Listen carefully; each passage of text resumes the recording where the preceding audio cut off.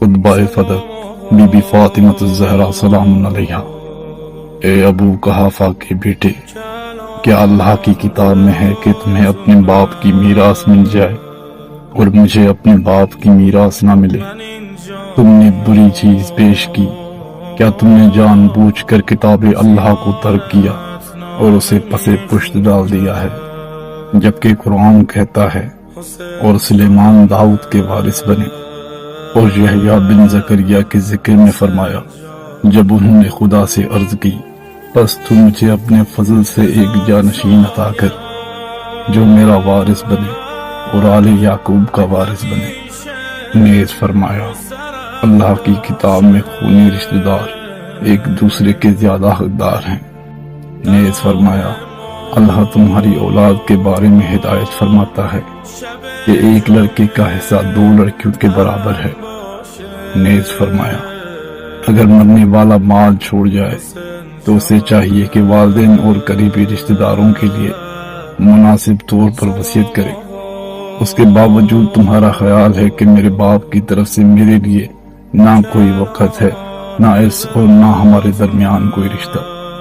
کیا اللہ نے تمہارے لیے کوئی مخصوص آیت نازل کی ہے جس میں میرے والد گرامی شامل نہیں ہیں؟ کیا تم یہ کہتے ہو کہ 2 مختلف دین والے باہم وارث نہیں بن سکتے؟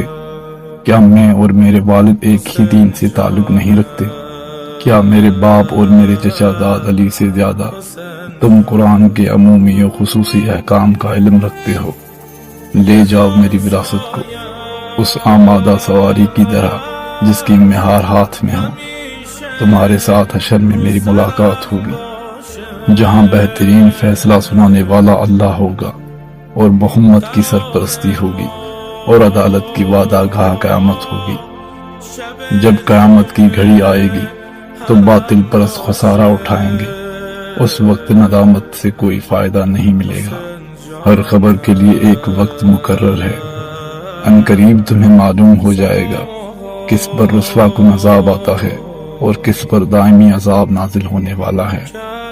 پھر بی بی نے انصار کی طرف متوجہ ہو کر فرمایا اے بزرگوں اور ملت کے بازو اور اسلام کے نگہبانوں، میرے حق میں اس حد تک تسائل، مجھے میرا حق دلانے میں اتنی کوتاہی کا کیا مطلب؟ کیا اللہ کے رسول اور میرے پدر بزرگوار یہ نہیں فرماتے تھے کہ شخصیت کا احترام اس کی اولاد کے احترام کے ذریعے برقرار رکھا جانا ہے؟ کس سرعت سے تم نے بدعت شروع کر دی اور کتنی جلدی اندر کی غلافت باہر نکل آئی، حالانکہ تم میری کوششوں میں تعاون کر سکتے تھے اور میرے مطالبے کی تائید و حمایت کر سکتے تھے۔ کیا تمہارا یہ گمان ہے کہ محمد اس دنیا میں نہیں رہے لہٰذا ہم پر کوئی ذمہ داری عائد نہیں ہوتی؟ ان کی رحلت عظیم ثانیہ ہے جس کی درار کشادہ ہے، اس کا شگاف اتنا چوڑا ہے جسے بھرا نہیں جا سکتا۔ ان کی رحلت سے زمین پر اندھیرا چھا گیا، نیز سورج اور چاند کو گرہن لگ گیا، ستارے بکھر گئے، امیدیں یاس میں بدل گئیں اور پہاڑ شکست و ریخت سے دوچار ہو گئے۔ حضور کی رحلت کے موقع پر نہ تو حرم رسول کو تحفظ ملا اور نہ ہی حرمت رسول کا لحاظ رکھا گیا۔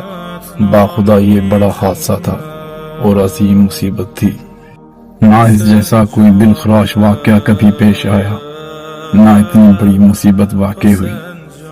اور محمد تو بس رسول ہیں، ان سے پہلے اور بھی رسول گزر چکے ہیں، بھلا اگر یہ وفات پا جائیں یا قتل کر دیے جائیں تو کیا تم الٹے پاؤں پھر جاؤ گے؟